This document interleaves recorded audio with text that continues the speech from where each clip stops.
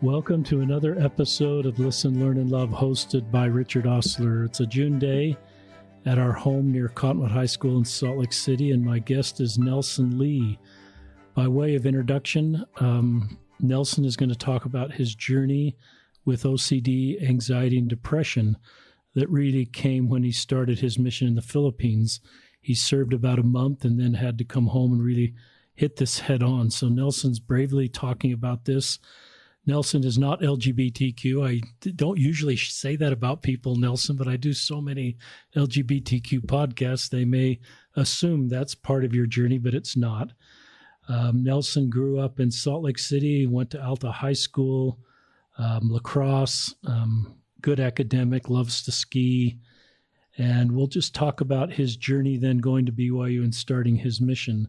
Nelson's an active member of the church, is 29 right now, has a good job, has a couple degrees, and we'll talk about that. Nelson offered a really good prayer, and we just pray the Spirit is here as Nelson's brave enough to talk about OCD, anxiety, and depression, and his journey in this space and what he's learned. And I think our hope is that if you're in that space, Nelson can give you hope because of what he's done and what he's learned and having to go really deep to figure this out. If you're a parent or a friend or a priesthood leader and you have someone you have stewardship responsibility over that has OCD, anxiety, or depression, I think Nelson will have insights that will help you to help them. So with that, Nelson, is that a fair introduction? Absolutely. Thanks for that. Solid. So we're glad. Tell us about Alta High. Just what were you into at Alta High as a way to get started?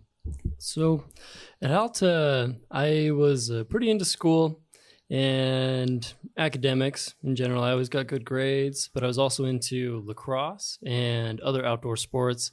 I grew up loving to mountain bike and get outside and go skiing, those types of things. And that's really what I filled my time with when I was outside of school. Tell us about lacrosse. I don't know much about that sport. So lacrosse, I mean, it's essentially like soccer, I would say. That's one of the closest sports to it. But you're all padded up and the ball is small. It's about the size of a baseball, and you use a stick to launch it into a goal. Was that a club team or was that a school team? Yeah, back then it was still club sport. So that was something that I got into with just a few buddies. And back then we didn't even play on the high school fields. We were always booted over to the middle school. And so we played over there. But yikes. A lot of fun though. That's great. And were you traditionally believing member of the church growing up at Alta High and always planned to serve a mission, or did this come later for you? Yeah, I grew up in a pretty traditional family, and I was always taught the values of the gospel, and I think I always really just believed it in general. I don't think I ever really had something test my testimony until my mission experience, though. So I think it was just a general belief, and I just felt like it was the right thing to do. So that was the path that I took. Did you go to school for a year after graduating from high school, or did you go right out on your mission? Or is this maybe this is pre, you didn't have a choice. You had to go to school for a year. Mm-hmm. Yeah. So due to my age at that time, it was before the age change. So I did have to go to a year of school, or I should say I decided to. So I went down to BYU, lived down there for a year and completed a couple of semesters before heading out. And then tell us about opening your call. Tell our listeners where you were assigned and just that experience of opening your call. So the call, that was a really exciting time. I got called to the Baguio, Philippines mission. And I remember opening that and just thinking to myself, where is that? I know the Philippines is out there in the ocean somewhere, but I had no idea where. I remember reading the language, Tagalog, and just having no clue what that was all about. And so it was a shock, but I was excited at the same time. And how long did you have to wait before you went on your mission? I had to wait, I think, 5 months-ish. I think I got my call, in about February or March, and I left in July. Yeah, so plenty of time. Mm-hmm. What temple did you go through to receive your endowment? I went through Draper. That's where I grew up and kind of home base. And just on a personal note, today we had our youngest son, Ben, received his endowment. We have 6 kids, and he's the 6th kid to receive his endowment. He's a recent high school grad and is going on a mission, so it's an honor as a dad to be an escort for a son receiving his endowment. That was a wonderful experience at the Jordan River Temple. That's become his favorite temple. There we go. As he's done baptisms. Talk about if I met you at Alta High School and you were really honest with me as a senior, would you have recognized any sort of OCD, anxiety, or depression? Were there anything going in your life that made you think I've got something I've got to deal with? I definitely wouldn't have recognized it. I felt like I lived a really normal childhood as well as into my youth. And I definitely didn't recognize any issues as far as that went. Looking back now, I can see those signs. But back then, yeah, I would have told you I was good to go. And I would assume I would have looked at you if I were your priesthood leader, your family member, and said, yeah, you're good to go. Is that true? Or did you have people in your family sensing some things that you weren't quite aware of or dealing with? Or did anybody pick up on this? It really blindsided almost everybody. I remember especially my stake president. He was super hyped for me to go out.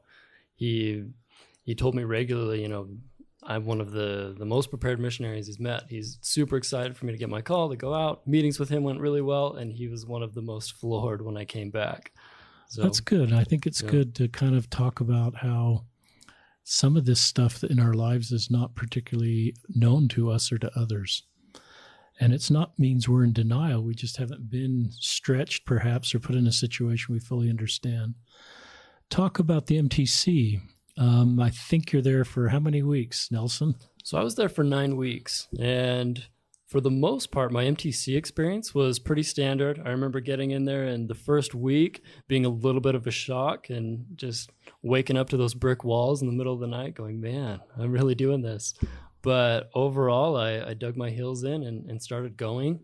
And it really became a place that I enjoyed being in. I started learning more. I really bonded with the people in my district. And overall, my MTC experience was pretty average, really normal. And I was enjoying myself, at least up until the last week I was there.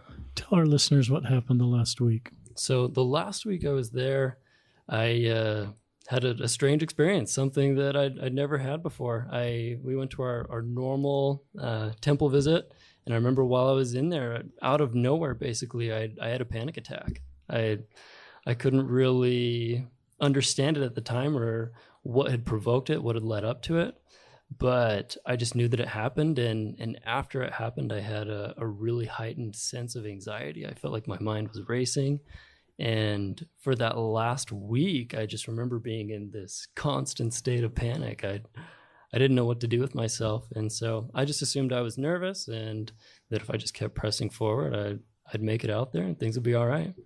Describe a panic attack, even though at the time you didn't have vocabulary to describe it.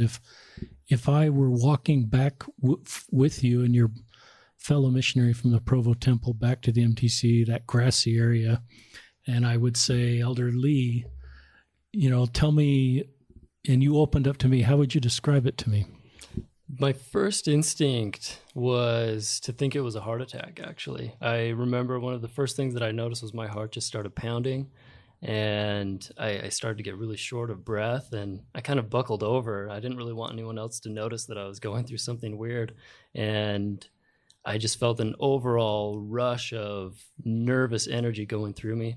And it's hard to say how long it lasted. I was kind of just caught up in this moment, wondering what was going on and whether or not my heart was going to stop or something. And after a little bit, it just slowly started to go away, but there was still that residual anxiety that was left over that I couldn't really make sense of, and I really got hung up on. And this happened in the temple. It did. What triggered it? Do you have any feeling what triggered your first panic attack? So looking back, it's easy to kind of put emphasis on the temple and where I was at and maybe some of the stresses that go on in there. It's really a place where it's easy to feel like, maybe we're not perfect enough.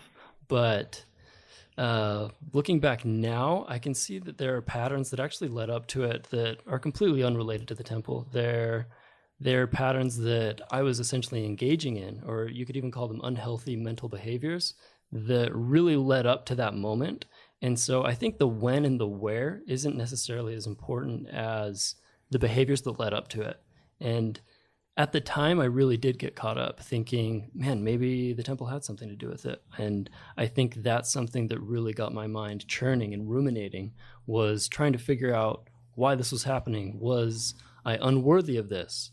Was this something that I deserved? And it was easy to get caught up into that type of thinking. And that was really unhealthy for me to engage in. But at the time, I didn't know any better. And so I kept feeding that. And that's what slowly started to grow before I left out for the Philippines. Talk about going to the Philippines. Were you anxious on the plane ride, aware of this last week of new sort of things that were coming in your life with this panic attack? What was that plane ride like? Were you worried about the past week? Were you mostly just thinking about the future? For me, when I left to go out to the Philippines, my thoughts were really still back on that initial moment and trying to figure out what went wrong, because I was still feeling those feelings of anxiety. I was still feeling really nervous about things.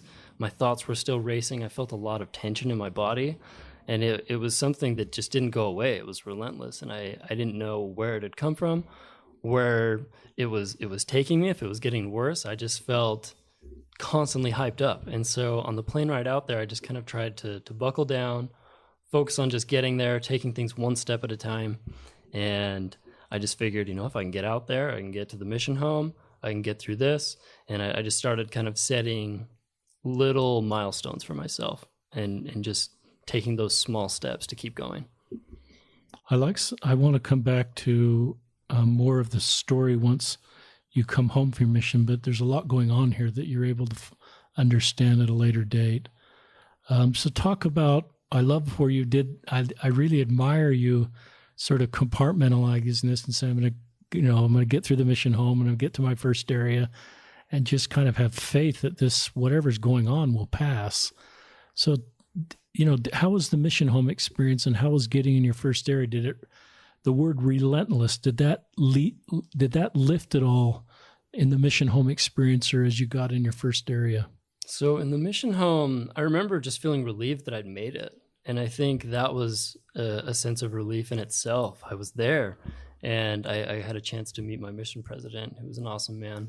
And I remember still questioning why I was feeling this way. I remember questioning my worthiness. And I remember one of the things that I did while I was in the mission home is I sat the mission president down and said, look, I don't know why I'm feeling this way. The only thing I can think of is worthiness issues. And I remember just cleaning the slate. I'd already cleaned the slate with the stake president, but I just decided to do it again, see if that helped things out. And he looked me straight in the eyes and said, you're good to go. You're fine. And he just said, put it behind you. Let's go to work. And so I got a little sense of relief there. It was like a little bit of reassurance, which that's actually something with OCD that can actually get the best of you. You can find yourself consistently seeking reassurance and looking for the relief that it brings. But I found that reassurance oftentimes is really short-lived, and continuing to seek it can really lead to more long-term discomfort.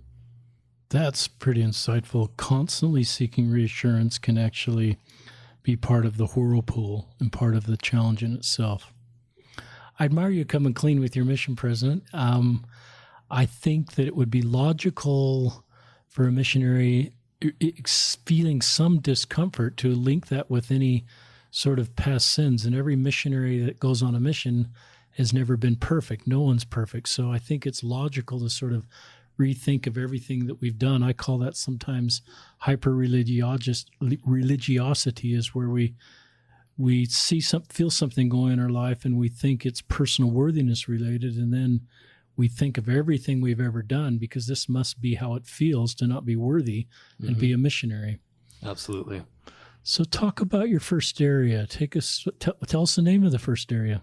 So I was out in an area called Lingayen, and it was a ways away from the mission home. The mission home is up in the mountains in Baguio, and I was in the outskirts, much lower. It was at a really low elevation down by the beach, and a really poor area, and that really opened my eyes to the world. I got a taste of reality there that I definitely wouldn't have gotten anywhere else. And so it was really interesting because there was a part of me that really loved it so much. I was able to connect with these people, even though I was barely speaking the language. But I was also just still being hampered by these feelings. I remember my sleep was struggling a little bit. I still was having a really hard time focusing in lessons just because my brain wanted to ruminate. My brain wanted to figure out why I was feeling the way I was. And it was almost as if the want to figure out why I was feeling the way I was what was the driving force behind making it worse. It was that urge to figure it out. And so that is really what drove me down the hole. And I would say that, coupled with really wanting to make sure that I was being almost a perfect missionary. I really wanted to double down on obedience and make sure that I was doing everything right so that I would have as much of the Lord's hand as possible. And that was really tough. I think that really drove me down further, and it was really easy to get caught up in that. Why did that drive you down further, wanting to be perfect? So in my experience, when we get so focused on perfectionism, I feel like our focus isn't actually on the values of the gospel or on the things that we really want to pursue. And instead, it's really on our faults. My focus was always on, what am I doing wrong? Where am I slipping up? And I was just overanalyzing those little areas, and they were minuscule. In the grand scheme of things, I was an awesome missionary. I remember having my district leader out in the Philippines. He was like, man, you work so hard. What's going on? And it was almost something where he could see something was off because I was working so hard. And so I think getting caught up in trying to make up for those inadequacies and those feelings of maybe I'm not worthy, maybe I'm not perfect enough, I'm not good enough to be out here. Really making up for those is something that became an unhealthy mental behavior for me. And it was really easy to get caught up in engaging in that type of thought process. Yeah, I've wondered about exact obedience and perfect obedience. And I've wondered if that is a helpful culture to create in a mission. I'm all for obedience, just like you are. We know that great blessings come through obedient missionaries, but I've worried that we've created an expectation that's unmatchable or unreachable, and then we overanalyze ourselves because we haven't measured up or don't think we're worthy of God's blessings or His approval, or we won't be an effective missionary unless we're perfectly obedient. And the older I've gotten, I've realized that God works through imperfect people. I'm not perfect. I wasn't a perfect priesthood leader at times, but I've certainly felt God working through me as I tried to do my best and sort of make steady progress. So I've wrestled with that a little bit, Nelson, just in my own journey and my own ministry of counseling people is how much to ask them to be perfectly obedient or exact obedient, and how much that could potentially be destructive to them. Any more thoughts on that? It's a challenge. And like you just mentioned there, I think it can be destructive, but it also has its place. And I think a lot of it is really finding balance in who we are and really where our focus is going. I think, like I mentioned before, so much of my focus was on the faults. And I think it's okay to recognize what you've maybe done wrong in the past and try to correct yourself, make some course corrections there.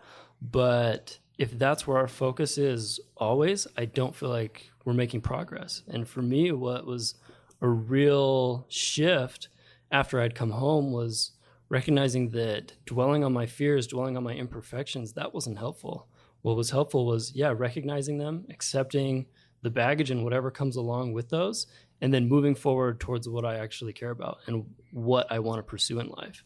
And that's where the real relief came, was in pursuing those values and those things that I really wanted to go after in life.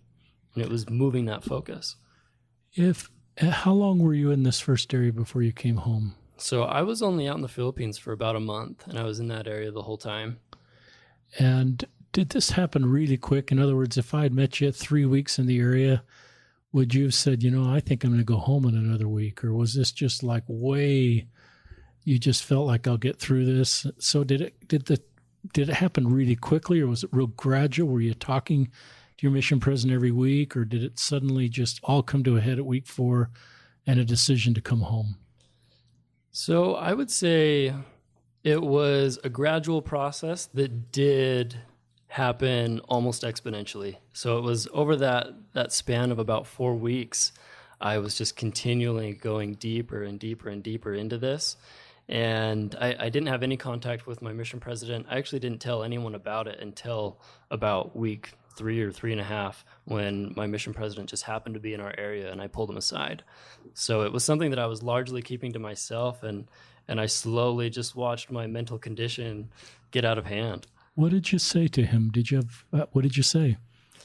I remember we had I think it was a district meeting that he was present for, and I just pulled him aside after, and I said, I don't know what's going on with me. I mentioned our talk before and how I'd felt that level of discomfort when I first got to the mission home. But I just reiterated that I was not feeling normal and I was not feeling like I could continue functioning. And he basically was very compassionate with me. He said, you know what, let's have you come to the mission home and get you on the phone with our mission counselor, and hopefully we can get some clarity through that. So he was very open about it. He didn't make any quick decisions, and I could just tell he was there to help me through whatever it was. Did you feel shame talking to him? Did you feel weakness, or did he? That's one question. Another question: did he sense this was different than just a typical out in the field for 3 weeks, homesick, minor anxiety? Something happened. He seems to have picked up that this was not typical. I think he definitely sensed it, and I think he could just see it in me. I think he could see how drained I was, and at that point, it's hard to say if I really felt shame, because I wasn't feeling much of anything at that point. I had gone so deep that I just felt numb to everything, and that was one of the things that led me to believe that, okay, something, I guess, not normal to my regular being is happening. Something out of the norm is going on here, and this is probably something that I need to work on and get some help with. It obviously wasn't something that I could continue to handle on my own, and that was definitely challenging. But yeah, it was an overall feeling of numbness when I brought that up. Did you have feelings of suicide during this time? During that time, that was another thing that really led me to believe that I was in a serious state, or a seriously negative state, was recognizing that I just didn't care. And I don't think I actively sought suicide, but I remember having images of accidentally walking out in front of a bus, and just thinking, that might actually be a relief. And I remember the second I started to have thoughts like that, that's when I also just started to believe, okay, this is something more serious. This isn't me. This isn't me in my normal state. This is something else that I'm dealing with. And it was really challenging to grapple with those feelings and just try to get understanding around it. Thanks for being so honest. Yeah. It's a real sign of courage. There's missionaries out there that are feeling the same things you're feeling right now and don't have the vocabulary or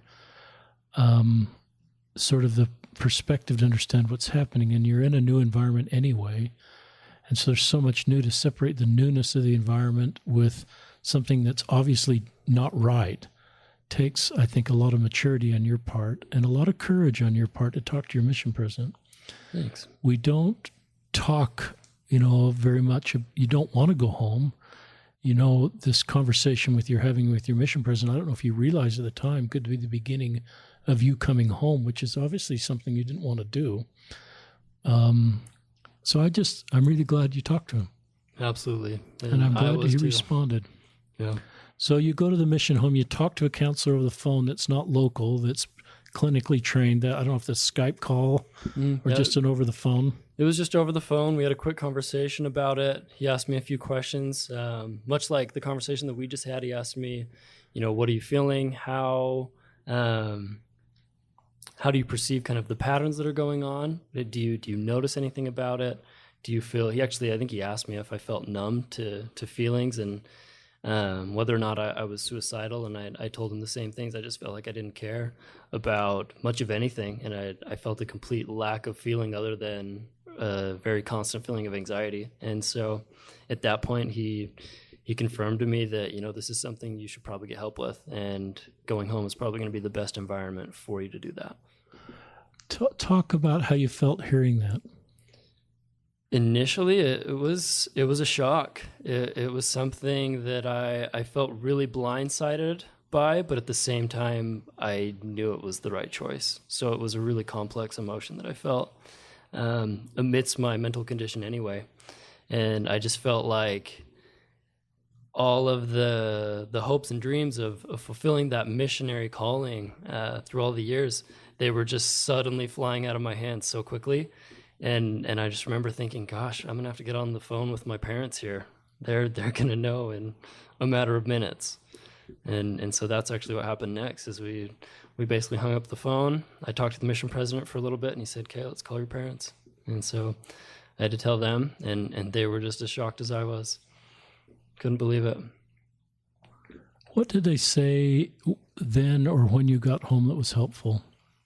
So over the phone, they initially they couldn't grasp the gravity of the situation right off the bat.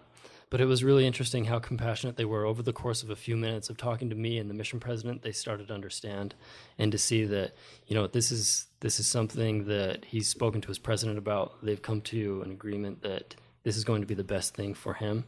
And I know they were sad. They definitely felt a lot of empathy towards me and just that situation. And it was a tough phone call initially, but at the same time, I've always had a good relationship with my parents, and I knew that they were people that would be understanding of my situation regardless. And I felt like it was the same thing when I came home. They were glad to see me. They wanted to do whatever they could to help me get back on my feet. Talk about the first couple weeks home. Were you in a worse spot now, even coming home, or were we in a better spot even though you had a lot of work to do? So it was tricky. It was still a really confusing spot to be in, and part of me so badly wanted to get home and things to just magically manifest back to normal life. But that isn't always the way it goes. And so I remember feeling really just distraught, and I just felt out of place. I felt like I shouldn't be there, but I also knew I couldn't be out in the mission field. And I was really just in a state of unknown territory. I didn't know what was right for me at the time, but I knew that I wanted to start working towards getting my life back. I knew that the state that I was in wasn't healthy, and I just had hope that there was an answer out there for me, and it was a real challenge. What were things that were helpful people said to you when you came back to your ward, and what were things that were difficult? So I was lucky to have a really awesome home ward, and there were a lot of things that were said that were really beneficial, and a lot of them came down to people just saying, I don't know what happened out there, but we're rooting for you, and we're here if you need anything. And it was stuff like that. They didn't need an explanation. They didn't ask questions. They simply let me know that they were there for me and my family, and that was really beneficial. And overall, I didn't really have any negative experiences with others, and maybe that's just because part of me didn't really care that much. So I felt like I was really good at separating my value from the things that other people said, because people ask questions. They asked, what happened out there? What led you to be home? And there were a lot of people who just didn't understand. It was the same mindset that I'd been in before this happened. And even in the moment, I didn't even know what happened. And so in a way, I kind of understood them not being able to get where I was coming from. And I feel like I was able to kind of separate myself from any feelings of discomfort they may have felt around that. I like that. I think there's a natural desire to understand why you're home, and we'd go through the possible categories. And I had an earlier guest. He wasn't like you, home because of a belated confession, I think is the term we use. But he was so kind. He says, even if I were home for a belated confession, I hope everybody would just love me anyway, that we wouldn't rank reasons someone's coming home as more okay and others less okay. Like, I don't know what the best reason for coming home, really, finding some medical reason like, you broke your leg or you have pancreatic cancer. And so everybody goes, well, obviously he came home. Duh. He's got to see doctors. And yours is just as duh. I mean, you've got to deal with things that are outside of your control that are part of your mental health that you didn't cause and need to be dealt with. And so to me, that's sort of the same category. But I think we should not sort of rank these categories for coming home. And we should just do what your ward did, is just love you. Absolutely. It was so beneficial just having that welcoming feeling of love. And I was really grateful for that at the time. So what year did you come home? Is this 9 years ago, 10 years ago? So this is almost 10 years ago now. It was still 2009. It was about October. So you're coming up on your 10th anniversary.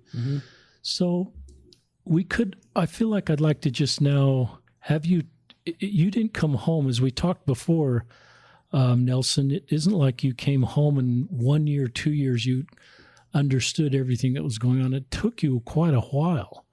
And it's been even recently you've been able to connect all the dots and fully understand through a new therapist. So just tell us kind of what you learned and where you are and what was helpful for you. Yeah, so it was a real challenge. And I remember going to therapists when I first got home, and a lot of the time they were helpful, they were compassionate, and they wanted to help me, but I didn't feel like I was getting a lot of skills or tactics that I could implement in my daily life. I got a lot of sympathy, and I got a few skills here and there that slowly started to build up over time as I saw different people. But I still noticed, even after I kind of came out of everything, I would still go through these big dips every year or two. And I could not figure out what was causing them. And it wasn't until I really did some digging through my own research, as well as some of the diagnoses that I had been given by therapists. I just started doing a lot of research, and I started to really double down on figuring out what OCD was all about. And I was able to connect with a professional up in Centerville, Utah. And she was able to really dive into what was going on and help me understand some of the principles. And that's where I first felt like I was getting a handle on things, is when I first met with her up there. And she was one of the first therapists that I felt like really got my situation. And it's likely because she specialized in it. It was what she studied in school, and it was something that she was really passionate about. So getting that connection was extremely beneficial, just because she had worked with it every day and she had insight on it. Being OCD, exactly. Or it being something. Yeah, being OCD. I feel like OCD was the real driver behind my anxiety and depression. They all just work together, though. They're definitely on the same team. Tell us about her and what she taught you, and so that you can teach listeners some of the things you've learned through her and your own journey. I like that you kind of took control of this. And yeah, you need professionals in your life, but it seems like you said, I've got to take control of this to some extent. Mm-hmm. And she really helped me with the issues that were really bothering me. And this is something that I've found really common in therapy is we feel like we have a problem. We have something that's giving us grief. We go in, we talk about it. And she was able to break those down and show me the underlying pattern beneath it. And so that's where I first really started getting an understanding of the underlying patterns that were going on in my head, and recognizing how I was responding to thoughts, how I was responding to feelings that I was getting, and how those were unhelpful for me. And so that was where I first started to really get a grasp of that. Any examples of that, or any, just to help us understand? The biggest example that I can come up with is generally trying to avoid anxiety. That was one of the things that I regularly tried to do. I did not like it. I didn't want to feel it. And I was dedicating myself to getting rid of those feelings. And it's really strange how that creates a feedback loop with anxiety. The more you try and push it away, you're almost training your brain to give you more things to be afraid of. It's like when you're fighting it, you are almost creating this opponent that needs to be there. And so I found that the more I really tried to push this anxiety and these feelings out of my life, they just came back stronger later. And in OCD terms, whenever you're doing something to avoid your anxiety or control it or cope with or check on it, we call those compulsions. And it's really anything that you're doing to try and mitigate that uncomfortable feeling. And the real key with OCD and anxiety in general is learning to let those feelings be there. You can experience that discomfort while you pursue the life that you actually care about. And that was one of the biggest things that I started to recognize when I was working with her. And through my own efforts aside from therapy, I started being able to recognize that these weren't just patterns in areas of my life that I disliked, that were giving me anxiety. These were patterns that I was engaging in all throughout all facets of my life. And so I was encouraging this pattern, even in things that weren't necessarily bothering me. And it was almost like if you were to relate it to physical fitness, it's almost like indulging in a sugary treat on a regular basis. So you can, let's say you're doing therapy, and that's almost like, okay, I'm going to start running. I'm going to start exercising every day. But I'm over here and I'm pounding treats all day at the same time. And so I was kind of doing that. It's like I'm doing therapy on these things that are bothering me, but I'm also engaging in all these unhealthy behaviors over here that are actually encouraging that pattern to re-manifest itself in the ways that I don't like.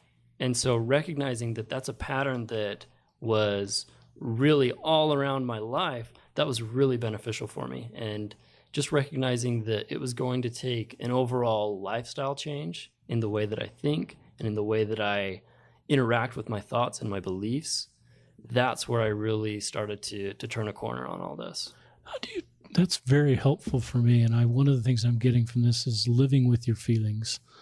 Instead of pushing them away, you're living with the reality of your life and you're learning to manage that, which to me is more long-term sustainable than was pushing everything away. It seems like I kind of talk about the bottom of the iceberg sometimes. It sounds like she was able to get more to the bottom of the iceberg to understand what was really going on here and give you better tools there. But I like that you were taught not to push these feelings away. Mm-hmm. And how maybe that is more sustainable. So just talk more about how do you change your thinking? Because sometimes I will go on walks in the morning. It's my most reflective spiritual time, but sometimes it becomes negative for me. Mm-hmm. I think about, because maybe my mind is less disciplined then. You know, I'm not at work, I'm not busy, I'm not talking to people. And I've noticed that, you know, that can be I find that my thoughts sometimes get negative. Mm-hmm. And I don't sometimes know how to control that. So give us thoughts on how you control thoughts or rewire your brain. Mm-hmm. And so for me, it was a lot of mindfulness-based efforts, and the type of therapy that was really beneficial for me was called acceptance and commitment therapy. And it's essentially the process of recognizing that you can't always control what pops into your head, and you can't always control the feelings that you're experiencing. But what you can do is you can control your focus afterwards. And so when you get a thought or something uncomfortable, like an uncomfortable feeling, you can recognize that that's there, and then you don't have to actually dwell on it into the future. You can accept it and you can let it be there while you choose to do things that you're valuing in life. And that was really the process that I had to start practicing. And I think that's one of the biggest elements of it, is that in order to really get good at it, it's something that has to become a part of your life in more ways than just trying to do it. And so I started working on incorporating mindfulness into my life, which is really just giving effort into being in the present moment with whatever you're doing. So if you're having a conversation, you're focusing on, you know, what is the other person saying to me? Instead of focusing on what am I going to say next? What can I do to convey the beliefs that I have in this conversation? Really working to focus on what the other person is saying and listen to them. If you're cooking, cook. And in a lot of ways, it's as simple as that. It's just being present in those moments and focusing on what you're doing. And it's surprisingly really challenging. And so what I did was I started working that into my life, and I started meditating a little bit each day. And I know some people like to do meditation as a form of spiritual engagement, but for me, it's just a way to build a skill. All that I'm doing is I'm practicing experiencing thoughts and emotions and bringing my focus back to the here and now. And my brain loves to wander. It loves to go and run off into the future and into the past. It loves to plan for things. It loves to worry about things. And if I'm not practicing these skills regularly, it's going to do just that. And eventually that's what leads to the more complex things like rumination and that unhealthy worry that can come down the road with that. And so I think for me, it was really learning to be present with those emotions while not pushing them away and deciding what I wanted to do next and realizing that I actually had a choice with those. And that was what was really challenging in the beginning. It was tough to recognize that the responses that we have to our feelings and our thoughts aren't automatic. They might seem like they are, but it's likely just a habit that's been built up over time. And once I started recognizing that and being able to first just realize that it's happening, that gave me space to make a choice. And I could say, okay, I've got this thought that just popped in. I can either dwell on it and I can run down this rat hole with it, or I can just let it be there and I can shift my focus back to whatever it is that I'm doing in the moment. That's cool. It's really cool.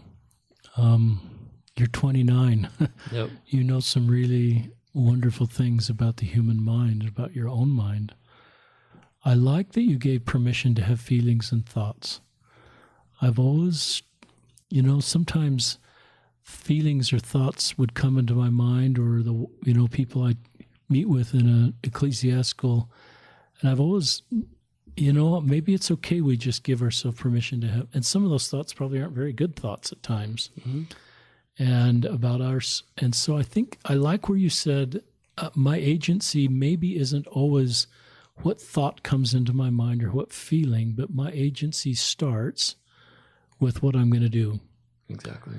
And that to me takes away the guilt or the shame that could sort of back to I need, it probably is relieving in some ways to say I can't. And maybe as we get older, we're able to do that, or maybe our brain doesn't have all these new thoughts that come into our mind as we get older. I don't know. Mm-hmm. My mind is probably calmer than it was at your age. That's probably true. Brain cells are dying off, Nelson, so maybe there's less room for... But I do like the way you say you gave permission for feelings and thought. Yeah. And you said also, I let them stay there. Mm-hmm. And that seems relieving too. But then you said, I'm going to be in the moment and I'm practicing mindfulness. And if I'm in a conversation with somebody and I've got this thought or feeling, I can control my brain to stay in the conversation. Mm-hmm. Or if it's a work assignment or a school assignment. And I love the power that you've found in yourself to manage your brain. I mean, it's interesting. Your brain is managing your brain. It's not like a different part of your body mm-hmm. is managing your brain. It is your brain that's managing your brain. But that's pretty cool what you're learning. Absolutely. It's been really helpful to get those skills and recognize that it is a lot like physical health. And we can put our energy into the things that we care about and we can move forward with healthy behaviors and things can improve. I'm not a big fan of getting labeled something and feeling like this is a chronic thing that you're stuck with. I think that with effort and sometimes if you need medication, that can help as well. But taking the stance of, I can choose healthy actions regardless of how I'm feeling. And that's a better measure of my health than the feelings themselves. And so... Do you take on any of these labels now, OCD, anxiety, or depression? In a sense, I do to relate with others who have them, but I don't identify with them. I think... my brain has a proclivity to wander off, like I said. It wants to go off into these areas, but it's not something that runs my life. It's not something that holds me back, for sure. What do you love about your brain? I like that it's creative. I mean, that's one of the downfalls of having an anxious brain, or maybe it's an upside, I guess. But it loves to connect dots. It loves to wander off and plan things out, and it's a blessing and a curse. So I think it's something that it can be really beneficial at times. Like if I'm working on a work project and it needs creativity and some brainstorming, I can really dig in and it'll just go. but it's something that I do have to keep tabs on. And we didn't really go through your academic credentials, but you have an undergraduate degree and a master's degree in MBA, and are even thinking about doing another degree in social work and shifting gears in your career. Mm-hmm. Share our listeners a little bit about that, because most people don't go from MBA school to considering going into social work. Mm-hmm. Yeah, I've always loved the creative side of business, which is what led me to pursue the degrees that I did. My undergraduate was in strategic communication, and I focused a lot on marketing and advertising, and then did a lot of the same with my MBA afterwards. And I had a chance to work at a music studio doing a lot of our branding and marketing efforts. And so that was a really awesome way to put my brain to use and to use that. But as I went through all of this, these mental health challenges, I started to recognize that there are gaps that can be filled out there, and that there are things that are sometimes missed by therapists, and really being able to put the whole puzzle together and recognizing that, okay, this is more of a lifestyle thing than just one specific issue, even though it seems like it might be just that specific issue. And I just felt like already I'm in a place where I can start filling those gaps and helping people out. And so as I've started to do that, I've felt really rewarded by it. And it's something that has felt like it's something that's been really aligned, I think, with my core desires. I've felt better when I'm doing that than when I'm doing anything else, when I'm conversing with people and helping them out. And it's been amazing. I just started a small Instagram page a few months ago and just started sharing tips. And it's really awesome to be able to communicate with people on there, have them leave questions, and just build this community out and share the information that's helped me so much. And even just connecting on that small level on social media has been really beneficial. Tell our listeners how to find you on Instagram. So on Instagram, if you just search for Building Brainwaves, that's all it is. That's my username. So you can find that there. I also have a website called buildingbrainwaves.com where they can find me as well. And right now I'm kind of in a phase where I'm figuring out what I'm going to do with my career, deciding if I'm going to go all in on doing mental health coaching or continuing to go the business route. But I'm definitely playing with some of these ideas of getting more into the mental health field, because it's been so rewarding for me, and it's something that I think is needed. What caused you to be public and do what you're doing on Instagram and these videos, kind of vulnerably and gutsy, talking about your own journey with mental health challenges? I think it's something that slowly built up over time. And I think the fact that it took so long for me to get this information that has helped me so much, I just feel like I'm obligated to share it. And I feel like I'm in a position where I can. And one of the things that I've really enjoyed about it is an opportunity to write about something that I'm passionate about. I've always kind of gravitated towards writing, and being able to write and record videos and just build content around this thing that can help others and that helps me feel fulfilled has been really beneficial for me, and I hope for others as well. And I think it was just a slow process of realizing, okay, some of these things that I'm talking about are actually helping people, and the more I can share that, the better. So I might as well start pursuing it on some of these platforms to get more reach. I think that's cool. It's a sign of strength, and it's a sign that you're not feeling shame about having, I don't even know the right vocabulary. I don't really like saying mental health challenges. Mm-hmm. That seems sort of like a decade or two ago, but I don't know if you got better vocabulary for me. But I like the way you're owning this, and you're not shamed about it. You're not embarrassed about it. And you're looking at it like as a broken right arm that's taken 10 years to heal. And now you've learned, after doing a lot of work, you've got a working right arm. Mm-hmm. And it doesn't work maybe right all the time, but you know how to control it so it works. So you want to share that with others. I think that's really cool. Yeah, absolutely. Does it help you to talk about it? Does it re-trigger you? Does it re-trigger you in a negative way because you're talking about your own journey, and does your brain sort of go sideways, as you think about it and talk about it, or does it actually help you as you're helping others when you talk about it? That's something I was really worried about when I first started talking about it. And Because you've even got this brain you're trying to control, and now you're talking about it. Yeah. And even just going down that path, I remember one of the worries was, gosh, if I start helping people and I start listening to all of their stuff, like, is that going to make me worse? And I remember letting that hold me back a little bit, because I've felt this draw to the mental health world for a while. But I kept saying, I don't know if I'm ready for it. I'm still not perfect. I still don't have my skills down. But the more I started to jump in, I started to recognize that all it is an opportunity for me to practice what I've learned even more. And doing so has actually made me double down on my own efforts and really, really focus on the principles that I've been able to teach. And doing so has helped me solidify that behavior in myself. And it's another opportunity to recognize that just like my own thoughts and worries and issues, they don't have to define me. Someone else's don't either.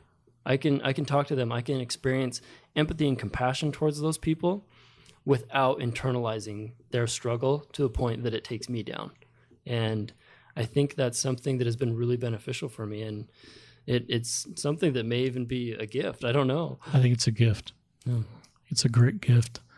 Did you think, I think before we went live, we sort of talk about sometimes, like with the broken arm, I would never ask you to increase your spiritual behavior to solve your broken arm problem. I would invite you to always practice good spiritual behavior, temple attendance, prayers, scripture, but I would never, as a priesthood leader, friend, saying, Nelson, do more of that to fix your broken arm. Did you do that for you as thinking that if I'm more righteous, this is kind of once you came home from your mission, if I'm more righteous or more obedient or attend the temple more, pray more, this will solve these challenges with OCD and other stuff?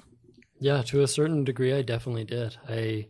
I definitely remember getting home from my mission and continuing that mindset of, okay, the more perfect I am, the better off I'm going to be as far as these challenges go. And I remember still putting that pressure on myself to work towards getting rid of these issues with something. And sometimes that was spirituality, whether it was prayer or temple attendance. I remember feeling like if I didn't pray enough, or if I still felt uncomfortable about something that I hadn't repented of, maybe I need to just pray more. And that's a challenging thing to get into, because it can just feed that cycle. And next thing you know, you're praying all day. And that's not where you want to be. You're not impacting the world when you're praying all day, although praying's a good thing. And so a lot of it was figuring out the things that I really valued. And I think that's what I feel like I always come back to, is what do I value in life and how can I balance that? Because I do value prayer. I do value going to the temple, and being able to work those things into my life as a value-based action instead of a fear-based action. That's cool. Has been where that shift is. And so I'm not going to the temple because I'm afraid that if I don't, I'll be punished or I won't get the blessings I need.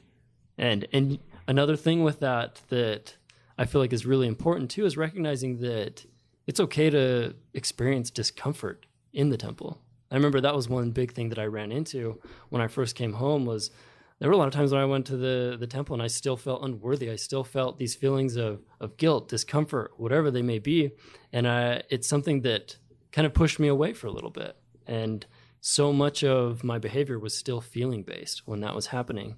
And so one of the biggest things that I've learned is that you can experience those feelings in a place like that. We are still human when we're there. And we can still go through that with purpose, or go through that temple experience with purpose, while we experience something that's challenging. And that doesn't have to derail us. What would you say to your 19-year-old self? I assume you came home at 19. If you could talk to yourself at 19, 20, what would you say to yourself as you came home from your mission? Man, I'd say a lot of things. One of the biggest things I would say is, you know what? This is the best time for this to happen. So many times we get caught up in feeling like this is the best time for this to happen. Mm-hmm. What a great thing for your older self to say to your 19-year-old self, as you've just had the biggest curveball of your whole life happen. Mm-hmm. And everything's just turned upside down. Yeah. And that is really cool. Absolutely. I mean, I can't imagine having this happen later, being married, having kids, something like that, where people have to rely on me. Having it happen when it did, there's no better time for it. It's a time when I have a good base. I had a loving family to come home to. I was able to lock down a job and slowly start dipping my feet back into school and working in regular life. And I had a lot of support, and I can't imagine going through what I did at a different time. And so I think at the time it was really easy to get stuck in almost a woe is me attitude, thinking, gosh, one of my biggest dreams has just been crushed. But in the grand scheme of things, much better for it to happen then than later. What else would you say? I wish I could just info dump everything that I've talked about so far. I would really just emphasize the fact that discomfort isn't something to run away from, whether it's thoughts, whether it's feelings, whether it's challenges outside of that, outside of the mental realm. I think so often we get stuck in almost a problem solution mindset where we see a problem, our attention goes towards that, and we want to fix it. And in a lot of areas of life, that's really beneficial. That's what's led to us having amazing technology to use to even record this podcast. But when it comes to our mental health, putting our focus and our energy into fixing those emotions hasn't been shown to be helpful, at least in my case. It's really the act of accepting them. And that's what I would tell myself is, you know what, you can experience these tough things. They don't have to run your life. The only thing that's allowing them to run your life is the attention you're giving them. And it's really strange how it leads you down this cycle of, I feel like I'm addressing my anxiety by engaging in coping mechanisms or whatever it is that I'm doing to try to get rid of it. All that's doing is reinforcing that pattern in my mind. And it's going to prime my mind to pick up another anxiety down the road or make it worse. And it's something it's almost hard to explain the paradox that goes on there. But especially with OCD, it's the pattern that occurs over and over again in your head, sometimes thousands of times a day. It's this impulse or this urge to do something to get rid of a feeling of discomfort. And when you indulge in that, you reinforce that pattern. And then that urge or that impulse that you experienced, it comes back and it's stronger later, even though you may have mitigated it for a minute, right? You might get a little bit of relief from getting reassurance, just like I did in the mission home. I felt good for a little bit, but I was still feeding that underlying pattern. Did you come close, Nelson, to going back out on your mission? I definitely thought about it, and I wondered if I would. But I think it was just really challenging to even put my head in that space again during that time when I'd first come home, especially for the first year, because it took me, I would say, a solid 6 months to feel like I was a capable human again, and then probably a year before I felt decent about things. And then since I still hadn't really learned everything that I know now, I was still taking dips every now and again. And I think the fact that I had that going on, every time I took a dip, I was like, man, yeah, I'm not ready. Did you get pressure to go back on a mission? People would ask me. I definitely didn't feel pressured by my family, though. And I really worked on not putting that pressure on myself, which that was a challenge. Yeah, how did you do that? How did you not put pressure on yourself? Because you could say, she's not going to marry me now because I'm not a returned missionary, or I'm different now forever in the church. And that's another one of those things where that is a really challenging, complex emotion and thought to have. And what helped was fully embracing that possibility and being able to say, you know what, if someone doesn't want to be with me because of what I've been through, then it's not right anyway. And so instead of denying the thought in your brain, you brought the thought in your brain and accepted it. It was going to come anyway. And then thought, I don't want to be with someone like that anyway. That's cool. Yeah. But that's not to say it was easy, for sure. That's something that I still grappled with. And I think that's something that I really want to iterate to anyone listening out there is this stuff isn't easy. Mental health is a real challenge. It's when you end up in a hole like that, it's hard to get out. And And making these changes is something that you have to start slow and just be consistent and keep going. And with a thought or a feeling like, man, maybe someone won't want to be with me because of my situation, it's no different than anything else. It's still uncomfortable. I still didn't like having that feeling, and it was a worry. It's like, what if? It might. But I feel like the power is in it might and accepting that. When you date, do you tell how long? Maybe this is different for different relationships, but at some point, I assume you talk about this journey with someone you're dating. Mm-hmm. How do you handle that? And do you tell that? I mean, just give us some thoughts on that. That's something that I used to worry about quite a bit. And I would wait a few dates before telling someone.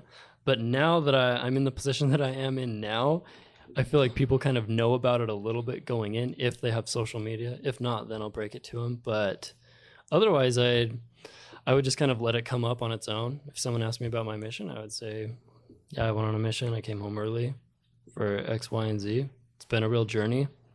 And if you want to hear about it, we can talk. Cool. Yeah. Do people want to hear about it? Some yes, some no. I think some people still feel like it's a little bit of a taboo subject. Stigma. Or like it might hurt me to talk about it. And back then there was still a lot of pain when I first came home. At least for the first few years, I remember thinking about it and just thinking, man, I missed out on a lot because I didn't go. And so I think that's a real worry for someone else to experience, is not wanting to dig up something that's uncomfortable for me. And so I can understand that from their point of view. But at this point in my life, it's not something that I let hold me, or it's not something that I allow to hold me back. And it's something that I feel like I can talk about freely. Why will you be a better husband? This is a leading question. This isn't an open-ended, it's a leading question because I really believe it. But why will you be a better husband? Because you've walked this road for the last 10 years. I think overall, it's given me a sense of empathy towards others and really being able to understand that we don't know what other people are going through. And everyone kind of has their own journey. And so I think being able to be empathetic and supportive of someone, regardless of what they're going through, and working on not judging that and putting my own feelings on that, that's something that I've really had to learn with this. And I think that's something that's going to be helpful with whatever relationship I end up in the future, whether it's friendships, whether it's a wife, and in all things. Why do you think you'll be a better father? Because you've walked this road. A lot of the same reasons. I think being able to see what a kid is going through and be able to recognize that powerful impulse to let an emotion control you, especially when you're young and you're just starting to kind of understand the world and what's around you. I think being able to help a child understand that is something that is really powerful as well, and to help them learn that, these aren't things that need to run your life. And no matter how young you are, it might be more challenging, but there are things that you can do to start working towards a healthier life, whether it's mental or physical. Yeah, I mean, I read this quote a lot. As you all know, it's coming. I should have it memorized, but I just pulled it out of the folder. And Jake Watts sent this to me, if you're listening, Jake. The Wounded Healer. It's a book by Henry Norwin. Norwin wrote that a minister's service, and that's who you are, Nelson, will not be perceived as authentic unless it comes from the heart wounded by the suffering about which he speaks. The great illusion of leadership is to think others can be led out of the desert by someone who's never been there. Nelson, you know this desert,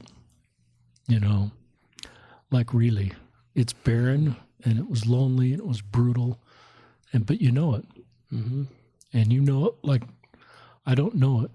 I haven't walked. I've walked a little bit with mental health, and I've been open on the podcast that I've seen a therapist twice, but it's not like the stuff you've had to work in. It's kind of the edge of the desert where there's just a little bit of green. But, I just look at who you are and the skills and the Christ-like attributes you've acquired and your ability then to authentically help other people. And I think it's a great sign of strength that you're not putting this talent under a bushel. I think it's a great talent that you have, Nelson. And I think you're not putting it under a bushel. You are using this great talent you have through Instagram, through this podcast, through considering a career now in social work to bless Heavenly Father's children, because you know this road and you can authentically lead people. And I would guess if someday you knock on my door and introduce me to your wife, your fiance, your wife, and I had a private moment with her, I would guess this is one of the reasons she fell in love with you. Is this part of you? And I would guess she is opened up to you about things that she's never opened up to any other guy about, and that you can handle it, and you understand, and you will say things to her that no other guy has ever been able to say, because you know this world, and her world may be completely different. It may be a completely different desert, but you will know sort of different deserts. And so, and then I think of you as a priesthood leader one day, or a priest quorum advisor, or a YSA bishop, and you will know how to help people, and they won't maybe ever know the full story, unless they listen to this podcast in 20 years. But that's the beauty of all of our imperfections and how God created us the way He wanted us to be created. And we're not meant to be perfect. We're meant to have humanity as part of us. And I think it draws us to our Savior, and it draws us to go really deep to understand ourselves. And you've done that. And look at you at 29 and where you are with your skills.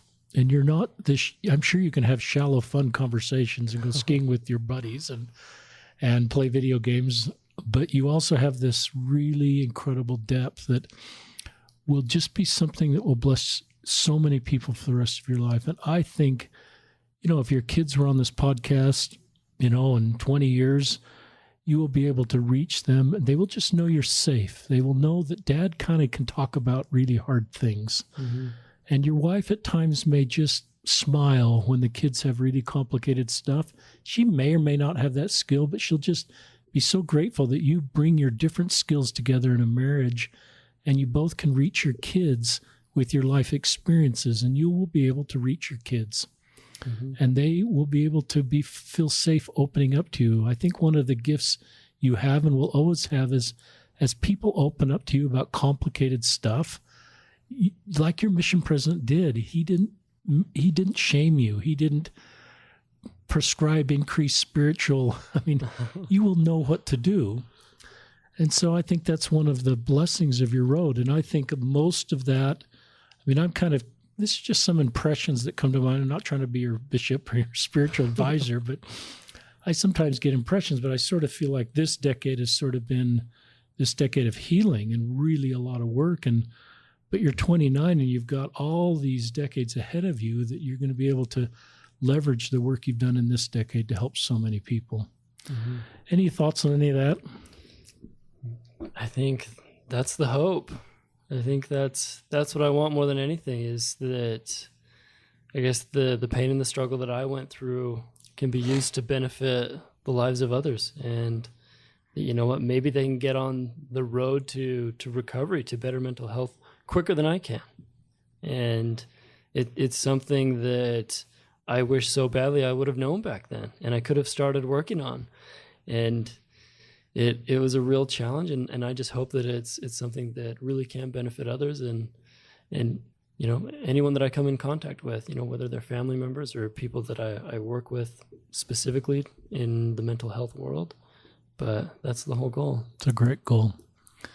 The other thought that comes to my mind, is just if you were asking my daughter's hand in marriage and I knew all this about you, 10 years ago, I would have maybe been nervous. I would be thrilled with someone like you asking for my daughter's hand in my daughter's hand. Did I say that right? You know what I mean? Yeah. Because I recognize who you are, and I don't realize I don't know everything about you, like I would in a future son-in-law. But I love this part about you. This would be not a yellow flag or a red flag. It would be a huge green flag. It would be a huge upside if you were asking my daughter's hand in marriage, because I recognize you could meet her needs better because of this, and you could meet the needs of my future grandkids better because of this, and the skills you've developed to be able to communicate in a marriage and talk about vulnerable things and have the deep communication that's needed in a marriage, are things that you've learned through these 10 years that will be incredible assets to you in a marriage and as a father. So it's just some thoughts about who you are and what you're, and what you've overcome and what you've learned about yourself. And to me, that's the beauty of mortality. Any closing thoughts you'd like to share with our listeners, Nelson? Man, I think one of the biggest things is, like I mentioned before, if you are in a position where, you've come home from a mission for something like this, recognizing that, this isn't necessarily the worst time that this could happen. And maybe this isn't the worst thing that's happened to you, though it might feel like it. It can feel like a really dark hole that you can't see a way out of. But there's power in going through that struggle. And regardless of how dark you feel, I think you always have a choice. You always have your agency. You can always choose to pursue the things in life that you really want to go for. And you can live that value-based life instead of a fear-based life. And I think working to incorporate that into your mindset each day, that's where the freedom comes with, regardless of your struggle, whether it's mental health or something else. It's recognizing that choice and then making it. Love that. Tell our listeners one more time your Instagram and your website address. So my Instagram is Building Brainwaves, and then the website is www.buildingbrainwaves.com. You can find me there. Nelson Lee, thanks for joining us on another episode of Listen, Learn, and Love, hosted by Richard Ostler. Really grateful for our listeners. I don't quite know how to measure how many of you are listening, but I think it's well over 5,000 or 6,000 per episode. And so I'm just grateful for what you're doing to listen and what you're doing to share this podcast with others in your circle. And thanks to Tom Garbett, our producer, who posts these up. And if you have time, wherever you're listening, and you can rate this or leave a comment about the podcast, I think that's helpful to get more listeners. You can't donate to the podcast. There's no sponsors. We're not going down that road. This is just a road to bring stories of our members so that we can all do better. And thanks, Nelson Lee, again for joining us.